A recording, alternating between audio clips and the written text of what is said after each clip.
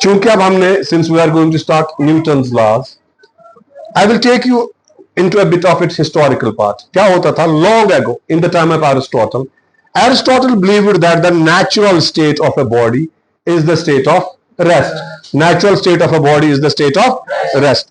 He also believed that he was having some surprising beliefs. In his book Home of Animals, he claimed that women have fewer teeth than men. यानी कि औरतों के दांत मर्दों से कम होते हैं. उस वक्त तो क्या बेटा, लोग तो आज भी क्वेश्चन नहीं करते. नाउ बहुत सी चीजें ऐसी है जो लोगों को बोली जाती है तो बस वो एकदम से मान लेते हैं. So coming to this point, he believed that natural state of a body is the state of rest. ऐसा उसने क्यों कहा? Because he saw all moving bodies coming to rest. And secondly, whenever a body is at rest, you need not to explain it. इसको rest में जो body है उसको explain करने के लिए किसी भी एक्सप्लेनेशन की जरूरत नहीं थी. आप लोगों को इस सवाल का जवाब तो पता है. अगर थर्ड फ्लोर से फोर्थ फ्लोर से हम किसी चीज को ड्रॉप करेंगे, why will it fall down? Because of gravitational force, what Newton told us. लेकिन न्यूटन से पहले इस चीज को कैसे एक्सप्लेन किया जाता था? Aristotle thought that since natural state of a body is at rest, ये बॉडी इसलिए नीचे आती है, नीचे आकर थोड़ा दूर चलकर लुढ़क कर ultimately it comes to rest. ठीक है. And secondly, he also believed that it is the force which sustains the motion. It's the force. As long as force is acting on a body, it will be in motion. ऐसे तो ये मतलब at the very prime face of it, it looks very natural. It looks good because if you kick a football, it will, after covering a certain distance, it will come to rest. But imagine हम एक continuous force इस पर apply करेंगे. Will football ever be at rest? No. लेकिन इस चीज की गलती किसने ढूंढी? Who found the mistake? It was Galileo who found the mistake. What Galileo said? Galileo said it's not the continuous application of force which keeps the body in motion. It is the external force which stop the body. तो उसने क्या कहा?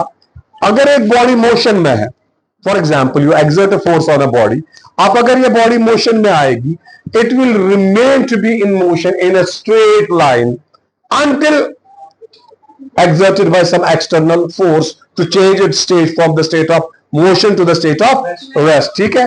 तो Galileo के इस law को अगर आप सोचोगे तो लॉ ऑफ इनर्शिया यही है.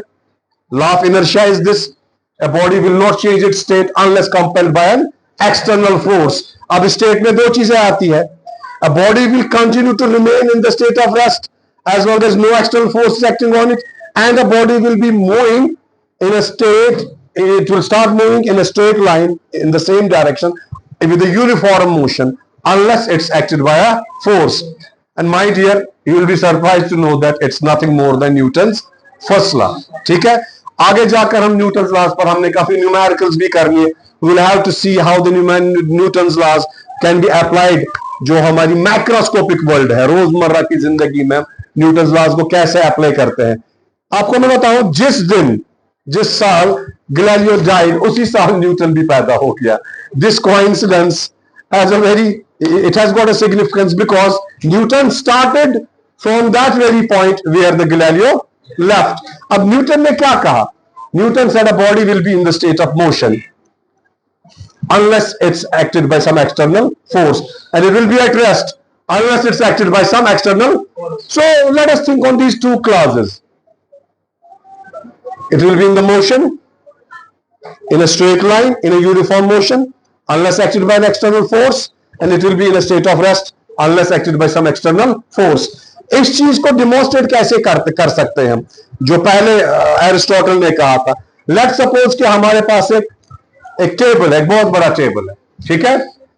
A very fine table. उस पर हमने एक very well built polished steel cube रखेंगे. If we push it, we know that it will move a bit, but ultimately it will come to rest. Let's assume that हम generously इस पर एक lubricant apply करेंगे. ठीक है. Greece, oil वगैरह apply करेंगे.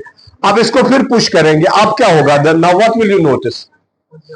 अब ये थोड़ा ज्यादा चलेगा. अगर और पॉलिश को हम साफ, और पॉलिशिंग, और lubricants, special type of high quality lubricants मिले, ये और ज्यादा चलेगा.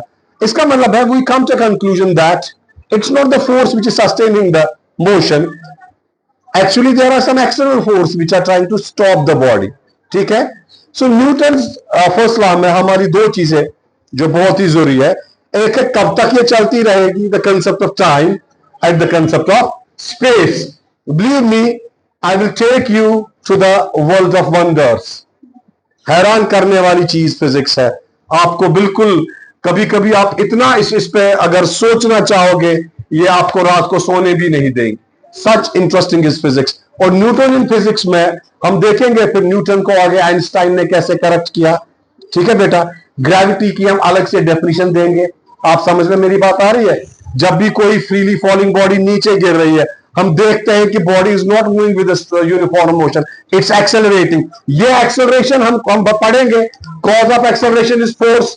फिर हम देखेंगे कि फ्रीली मूविंग बॉडीज पर, जो फ्रीली फॉलिंग बॉडीज है, उन पर एक एक्सटर्नल फोर्स एक्ट करता है जिसको शायद हम ग्रेविटेशनल फोर्स कहते हैं। ठीक है, तो ये सारी चीजें हम आने वाले दिनों में क्या कल से इंशाल्लाह डिस्कस करना शुरू करेंगे। और दूसरी बात यह है, स्टार फॉर्मेशन पर हम कल से कुछ और रील ऐड करेंगे।